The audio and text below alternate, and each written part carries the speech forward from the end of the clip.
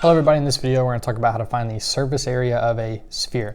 And before we get into what the equation is for surface area, let's talk a little bit about the details of a sphere. So our first definition is that of a sphere, and it just says it's the set of all points in space equidistant from a given point. So if we have a point anywhere in space, it's any of these points that are equidistant around this center point. So here we have at the bottom of our screen two spheres, and they are labeled in white. Now in black we have the center, which is just the point that a set of all points are equidistant from. So kind of going off the definition of a sphere there. And our center point is in black here, and it's actually in both of these two spheres.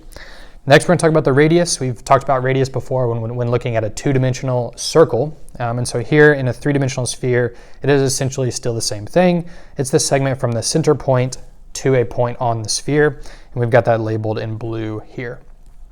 Next is a chord. A chord we have also seen before when talking about circles, but a chord here is a segment whose endpoints are on the sphere. So here is an example of a chord right there. And lastly, we'll talk about the diameter. A diameter is just a chord that contains the center. So once again, not necessarily a new definition for diameter there. We've seen that with circles before, but now we're just looking at it in a sphere, okay? Another thing that we should talk about when talking about spheres is this idea of the great circle. So the great circle is in yellow, and I've got it highlighted or colored in yellow here in our diagram. And it's simply just the intersection of a plane. So our plane here is this light blue shape, like essentially slicing our sphere in half with a top and a bottom. It's the intersection of a plane and the sphere, where the intersection contains the center of the sphere. So imagine this plane slicing the sphere directly in half, creating a top and a bottom. And down here we see that the top and the bottom, we know those are called hemispheres. So much like the globe, when we're talking about the world, we have the northern and the southern hemisphere. Ideally, it's the same exact thing, because the equator would be the line or the plane that is separating the sphere into those two hemispheres. So the circumference of the great circle is just the same as the circumference of the sphere. Okay, so now let's get into the idea of the equation of the surface area. And you're probably wondering, why do we have a baseball on the screen? Well, I am a baseball fan. I played baseball growing up all throughout college, so I enjoy the game.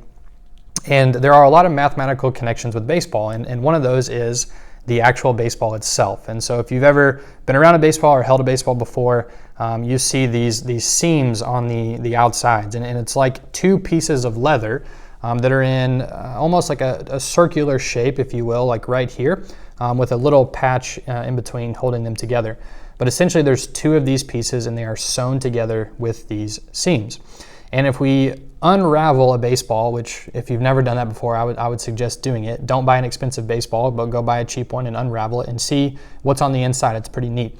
But for our purposes in this video, if we think about this baseball, and as you see on the screen here, I've got some white circles that would have the same circumference as the baseball that's on the screen right now.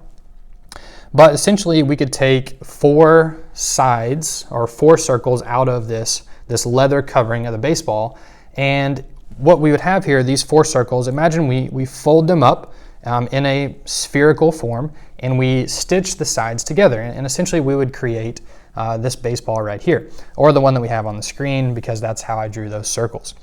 But what that tells us is the surface area is essentially just in this case, four circles and each of their areas, right? So if we think about the area of a circle, so area is equal to pi r squared.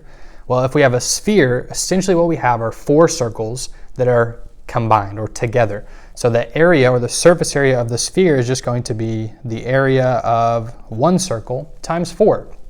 And that gives us our surface area. So S is equal to 4 pi r squared. And that's our formula for the surface area of a sphere. And now let's take a look at 3 examples where we can use that formula. So the first one, most basic example, we're just going to find the surface area. We're given a diameter of 3 feet. So we know that the radius would be half of that, so 1.5 feet. So we're going to say surface area is equal to 4 pi r squared. So surface area is equal to 4 pi times 1.5 squared. So we plug that in, we get 4 pi, and we do 1.5. We know 15 squared is 225, so 1.5 squared is going to give us 2.25. So 2.25. And now let's multiply that by 4. And we get our surface area is equal to 9 pi square, not meters, but square feet. And since we do have pi in there, we can multiply by pi to approximate our answer, and we get 28.27 square feet. So that would be our surface area for number 1. All right, number 2, we want to find the surface area, but we are given the circumference of the circle, or excuse me, the circumference of the sphere. And so for the circumference, we can say circumference is equal to 2 pi r. And now for C, we're going to plug in 16 pi. So 16 pi equals 2 pi r. And let's divide both sides by 2 pi. And we get r is equal to 8 meters. So now we can take the radius of 8 and we can plug that into our surface area. So 4 pi r squared. So surface area equals 4 pi times 8 squared.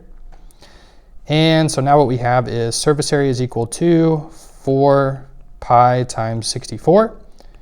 And 64 times 4 gives us 256 pi. And we're working with meters here. So let's do 256 pi in our calculator.